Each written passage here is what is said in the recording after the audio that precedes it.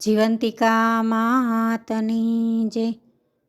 આજે સાંભળીશું આપણે શ્રાવણ માસના પ્રથમ શુક્રવારથી આ વ્રતની શરૂઆત થાય છે. જો પ્રથમ શુક્રવારે ન થઈ શકે તો શ્રાવણ માસના કોઈ પણ શુક્રવારે આ વ્રત કરી શકાય છે. આ વ્રત કરનાર સ્ત્રીએ પીળા વસ્ત્રો, પીળા અલંકારો કે પીળા રંગની વસ્તુઓનો એક દિવસ માટે ત્યાગ કરવો પડે છે અને લાલ વસ્ત્રો પહેરવા પડે છે. સવારે વહેલા ઉઠીને જીવંતિકા માની વ્રતની કથા વાંચવાની હોય છે. આ દિવસે રાત્રિના 12 વાગ્યા સુધીનું જાગરણ પણ કરવું પડે છે. એવું કહેવાય છે કે જીવંતિકા માનું વ્રત કરનારના સંતાન પર માની અમિત દ્રષ્ટિ રહે છે અને તેઓ દીર્ઘાયુષી થાય છે. જીવંતિકા માની વ્રત કથા સાંભળીશું. એક નગર હતું. નગરનો રાજા ખૂબ જ દયાળુ અને પ્રજાપાલક હતો. તે પોતાની પ્રજાને પુત્રની માફક જાળવતો હતો. પ્રજા સુખી તો પોતે પણ સુખી અને પ્રજા દુઃખી તો પોતે પણ દુઃખી એવું તે માનતો હતો. આ રાજાને ત્યાં દોમ સાહેબી હતી, પરંતુ ભગવાને તેમને ઘેર શેર માટીની ખોટ મૂકી હતી. તેથી ચિંતામાં ને ચિંતામાં રાજા રાણી બંને સુકાતા જતા હતા. એક દિવસની વાત છે. રાણી રાજમહેલમાં ઉદાસ મને બેઠા હતા. ત્યાં તેમની દાસી આવી. દાસીએ રાણીને ઉદાસ જોઈને કહ્યું, રાજમાતા, આજે તમે ઉદાસ કેમ બેઠા છો? તમારી ઉદાસીનું કારણ મને કહો. ત્યારે રાણીએ કહ્યું, દાસી, પ્રભુએ મને ધન દોલત આપી છે, પરંતુ તેનો વાપરનાર નથી આપ્યો. તેની મને ખૂબ જ ચિંતા થાય છે. આ સાંભળી દાસીએ કહ્યું, રાણીજીએ આપ મારું કહ્યું માનો. આજથી તમે સગર્ભા છો તેવું જાહેર કરો, પછીનું હું સંભાળી લઈશ. આ દાસી ગામમાં સુયાણીનું કામ કરતી હોવાથી ગામમાં ક્યાં કઈ વખતે કોને સુવાવડ આવવાની છે તેની તેને ખબર રહેતી. રાણીને 9 માસ પૂરા થતાં એક બ્રાહ્મણના ઘેર જન્મેલું બાળક લાવી આપ્યું અને રાણીની ગોદમાં સુવડાવી દીધું. સવારના પોરમાં વધામણી આપી કે રાણીને પુત્રનો જન્મ થયો છે. તેથી રાજાએ તો ગરીબ બ્રાહ્મણોને અન્નદાન, વસ્ત્રોદાન વગેરે છૂટે હાથે આપવા માંડ્યું અને પુણ્યના માર્ગે પ્રભુએ આપેલો પૈસો વાપરવા માંડ્યો. આખા એ નગરમાં ખૂબ જ આનંદ વર્તાઈ ગયો. નગરમાં મીઠાઈઓ વેચાઈ અને ખૂબ જ ધામધૂમ મચી ગઈ. જ્યારે બીજી બાજુ સુયાણીના કાવતરાથી બ્રાહ્મણીના ઘરમાં રોકકળ મચી ગઈ, કારણ કે પોતાનું બાળક કોઈક ઉપાડી ગયું હતું. પરંતુ આ બ્રાહ્મણી માતા જીવંતિકા માનું વ્રત કરતા હોવાથી મા જીવંતિકા તેના બાળકનું રક્ષણ કરવા રાજમહેલમાં આવતા હતા અને બ્રાહ્મણીને પણ વિશ્વાસ હતો કે મારો પુત્ર જ્યાં હશે ત્યાં માતા જીવંતિકા તેનું જરૂર પાલન કરતા હશે. આ બાજુ બ્રાહ્મણનો પુત્ર રાજમહેલમાં રાજકુમાર તરીકે દિવસે દિવસે મોટો થવા લાગ્યો. રાજકુમાર બધી જ વિદ્યામાં ખૂબ જ પ્રવીણ હતો. એક સમયે રાજાનું અવસાન થતાં તેના પિતાનું રાજ્ય તેને મળ્યું. તે પણ પોતાના પિતાની જેમ પોતાની પ્રજાને પુત્રની માફક સાચવતો હતો. તેણે પોતાના પિતાનું શ્રાદ્ધ કરાવવા ગયાજી જવાનો વિચાર કર્યો. તેથી તેની માતાની રજા લઈ પિતાનું શ્રાદ્ધ કરવા ગયાજી ચાલી નીકળ્યો. તે ચાલતો ચાલતો જ્યાં રાત પડતી ત્યાં વિસામો લેતો સવારે આગળ ચાલી નીકળતો હતો. એક દિવસની વાત છે. ગામમાં રાત પડી.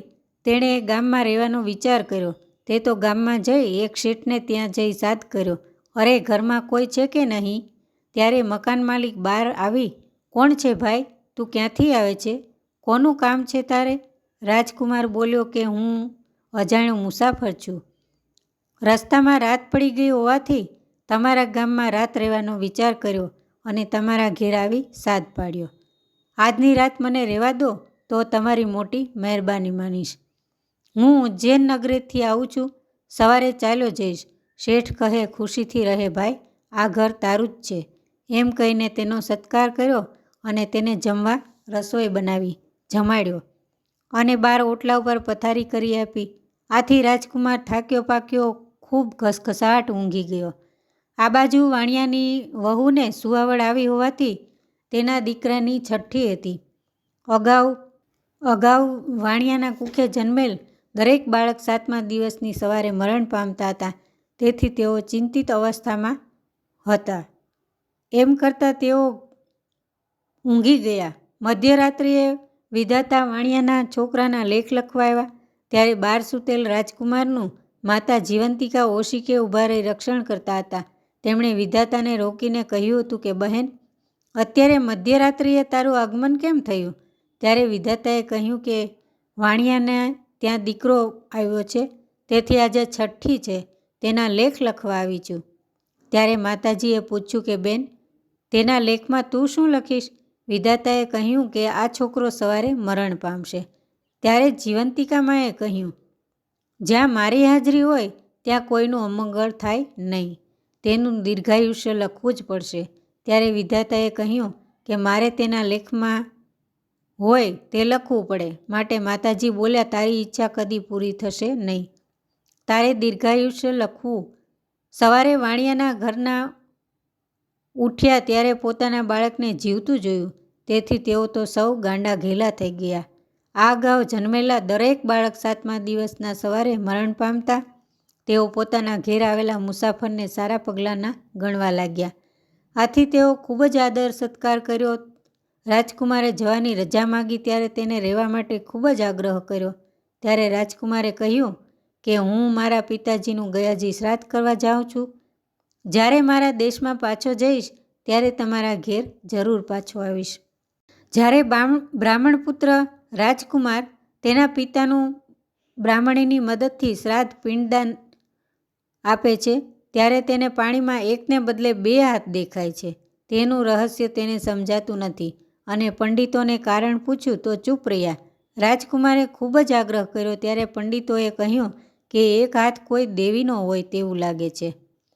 રાજકુમારે શ્રાદ્ધ કર્યા બાદ લગભગ 1 વર્ષ જેટલો સમય તીર્થયાત્રામાં ગાળ્યો અને પછી ઘેર જવા નીકળ્યો, પરંતુ મનમાં પેલા 2 હાથની શંકા જતી હતી.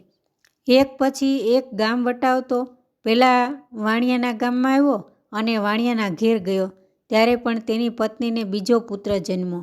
તેની છઠ્ઠી હતી. વિધાતા આજે લેખ લખવા આવવાના હતા. ખરા સમયે રાજકુમારને આવેલા જોઈ વણિક શેઠ તો ગાંડા ઘેલા થઈ ગયા. તેણે રાજકુમારનો આદર સત્કાર કર્યો. રાજકુમારે રાત્રે ઘરના ઓટલા ઉપર પથારી કરી સૂતો હતો અને માતા જીવંતિકામાં રાજકુમારનું રક્ષણ કરતા હતા.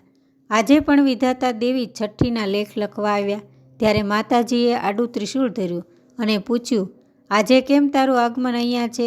ત્યારે વિધાતા દેવીએ કહ્યું કે આજે વાણિયાના દીકરાની છઠ્ઠી છે, તેથી લેખ લખવા આવી છું. પણ મોટી બહેન, આજે તમને અહીંયા જોઈ મને ખૂબ જ નવાઈ લાગી છે. તમારું અહીંયા હાજર રહેવાનું કારણ મને કહો. જીવંતિકા માએ કહ્યું કે બહેન, આ રાજકુમાર સૂતો છે તેની હું મારું વ્રત કરે છે તેની માં, અને જે સ્ત્રી શ્રદ્ધાપૂર્વક વ્રત કરે છે તેના બાળકનું હું રક્ષણ કરું છું અને મારી ફરજ બને છે. આથી મારી હાજરી અહીંયા છે. હે બહેન, તું મને કહે કે છોકરાના લેખમાં શું લખવાનું છે? ત્યારે વિધાતા દેવીએ કહ્યું કે તેના લેખમાં આવે છે કે સવારે બાળક મૃત્યુ પામશે. જ્યાં મારી હાજરી હોય ત્યાં અશુભ કંઈ થાય જ નહીં, એટલે તારે દીર્ઘાયુષ્ય લખવું જ પડશે. આ વાતચીત સૂતેલો રાજકુમાર જાગી જઈ સાંભળતો હતો. વિધાતા દેવીએ કહ્યું કે બહેન, તમારા વ્રતનો પ્રભાવ જોયો, તે વ્રતની વિધિ કહો. ત્યારે માતાજી બોલ્યા, સૌભાગ્યવતી સ્ત્રીઓ શ્રાવણ માસના પહેલા શુક્રવારે સવારે અડચણ હોય તો બીજા શુક્રવારે સવારે નાહી ધોઈને પીળા વસ્ત્રો કે ઘરેણાં પહેરે નહીં, ચોખાના ઓસામણને ઓળંગે નહીં, 5 દિવેટનો દીવો કરી મારું પૂજન કરે અને આખો દિવસ ઉપવાસ કરે અથવા તો એકટાણું કરે. તેના બાળકનું હું સદા રક્ષણ કરું છું. પણ તું વાણિયાના છોકરાનું દીર્ઘાયુષ્ય લખવાનું ભૂલતી નહીં. વિધાતા દેવી વાણિયાના બાળકનું દીર્ઘાયુષ્ય તેણે લખ્યું. બીજે દિવસે વાણિયાના ઘરના જાગ્યા ત્યારે બાળક માની સોળમાં શાંતિથી નિંદ્રા લઈ રહ્યું હતું. તે જોઈ વણિકના ઘરનાને ખૂબ જ હર્ષ થયો અને મનમાં એવો વિશ્વાસ થયો કે આવેલ મહેમાને સારા પગલાંના હોવાથી આપણા ઘરમાં શુભ થતું રહી ગયું અને બાળક જીવતો રહ્યો. સવારે રાજકુમારે જ્યારે પોતાના ઘેર જવાની રજા માગી ત્યારે વાણિયાએ રોકાઈ જવા માટે આગ્રહ કર્યો, પણ વણિકની રજા લઈ પોતાના નગરમાં જવા રાજકુમાર રવાના થયો અને સાંજે પોતાના મહેલે આવ્યો. ત્યાં સુધી તેના મનમાં જીવંતિકામાં અને વિધાતા દેવીનો થયેલો વાર્તાલાપ રમતો હતો અને તેથી જ તે મહેલે જઈ તરત પોતાની માતાને પ્રશ્ન પૂછ્યો, હે માં, તમે કોઈ વ્રત કરો છો? ત્યારે રાજમાતાએ કહ્યું કે બેટા, હજુ સુધી મેં કોઈ વ્રત કર્યું નથી. રાજકુમારના મનમાં વિચાર આવ્યો કે આ મારી જન્મદાતા માં નથી. તેણે પોતાના જન્મદાતા માં શોધવા એક યુક્તિ રચી. શ્રાવણ માસનો પ્રથમ શુક્રવાર આવતો તેણે આખા નગરમાં ઢંઢેરો પીટાયો કે આજે સાંજે 5 વાગે રાજમહેલમાં જમણવાર હોવાથી દરેક સ્ત્રીઓએ ખાસ પીળા રંગના વસ્ત્રો પહેરીને જમવા આવવું. સાંજે બધા જમવા આવ્યા. રાજકુમાર પ્રવેશદ્વાર પાસે આરામ ખુરશીમાં બેઠા બેઠા ધ્યાન રાખે છે કે પીળા વસ્ત્રો કોણે નથી પહેર્યા. બધા જમીને જતા રહ્યા છતાંય પીળા રંગ વગરના કપડાવાળી સ્ત્રી જોવામાં નહીં આવતા તેઓ ગામમાં સિપાઈ મારફત તપાસ કરાવી કે આજે જે ગામમાંથી જમવા ન આવ્યું હોય તેને લઈ આવો. થોડીવાર બાદ એક સિપાઈ આવી કહેવા લાગ્યો કે એક બ્રાહ્મણ સ્ત્રી જમવા નથી આવી, તેથી શ્રાવણ માસના પ્રથમ શુક્રવારે વ્રત હોવાથી હું પીળા વસ્ત્રો પહેરતી નથી અને હું જમવા નહીં આવું. રાજકુમારને લાગ્યું કે જરૂર આ બ્રાહ્મણી જ મારી માતા હોવી જોઈએ. તેણે સિપાઈ જોડે લાલ રંગના વસ્ત્રો પહેરી માતા જીવંતિકા માનું નામ લઈ જમણવારમાં આવવા માટે નીકળી.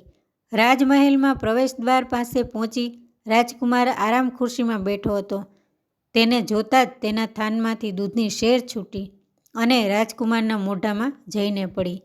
તરત જ રાજકુમાર માં કહીને તેને ગળે વળગી પડ્યો. પછી તે પોતાની માતાને મહેલમાં લઈ ગયો અને કહ્યું કે માં, તું મારી જન્મદાતા માં છે. આજથી તારે મારા મહેલે રહેવાનું. આમ કહી પોતે ગયાજી ગયો અને જીવંતિકા માં અને વિધાતા દેવી વચ્ચે થયેલી વાત કરી સંભળાવી. બ્રાહ્મણીને હવે ખ્યાલ આવ્યો કે દાયણે કપટ કરી પોતાની ગોદમાંથી બાળકને ઉઠાવી રાણીની ગોદમાં સુવાડી દીધો હશે અને દાયણે રાણીને પુત્ર ન હોવાની ધનની લાલચે આ કામ કર્યું હશે તેવું તેના મનમાં થયું. જે થયું તે મારા માટે, કારણ કે આજે તેનો પુત્ર ઘેર હોત તો મોટો રાજા ન બની શક્યો હોત અને માતા જીવંતિકા માને પ્રતાપે તેનો પુત્ર મોટો રાજા બન્યો. આમ માતા પુત્રનું મિલન પણ થયું. આ વાત રાણીને પૂછતા આ વાત સાચી છે તે કહી સંભળાયું. જીવંતિકા માતાનો આવો પ્રભાવ નજરે નિહાળીને ગામની દરેક સ્ત્રીઓ જીવંતિકા માનું વ્રત કરવા તૈયાર થઈ અને રાજકુમારની માતા બ્રાહ્મણીને કહેવા લાગી કે બહેન, અમારે પણ આ જીવંતિકા માનું વ્રત કરવું છે તો તેની સાચી વિધિ કહો. બ્રાહ્મણીએ કહ્યું કે હે બહેન, તમે ઘણી જ ખુશીની વાત કહી. જુઓ, જીવંતિકા માતાનું વ્રત શ્રાવણ માસના પ્રથમ શુક્રવારે કરવામાં આવે છે. તે દિવસે પીળા વસ્ત્રો કે ઘરેણાં પહેરવા નહીં, ચોખાનું ધોરામણ ઓળંગવું નહીં, સવારે વહેલા ઉઠી નાહી ધોઈને પવિત્ર થઈ માતા જીવંતિકા માના નામનો 5 દિવેટનો દીવો કરવો, માનું ધ્યાન ધરી અને પૂજન કરવું, પોતાના બાળકનું રક્ષણ કરવા માટે પ્રાર્થના કરવી, ત્યારબાદ સાકર નાખેલો કંસાર ધરાવી તે ધરાવેલા કંસારનું એકટાણું ભોજન કરવું. આ વ્રત 9 વર્ષ સુધી શ્રાવણ માસના પ્રથમ શુક્રવારે કરવાથી વધારે ફળ આપે છે.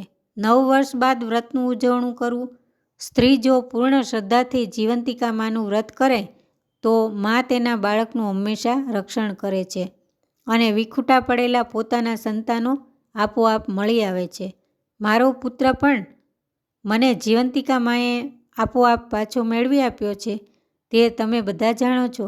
માટે દરેક બહેનોએ જેટલા બને તેટલા શ્રાવણ માસના શુક્રવારે આ વ્રત કરવા. તમારા સર્વનું કલ્યાણ થશે. ત્યારથી દરેક સ્ત્રીઓ માતા જીવંતિકા માનું વ્રત કરવા લાગી.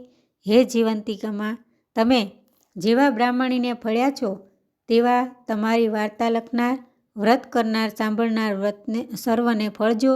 સર્વેના બાળકોનું સદા રક્ષણ કરજો.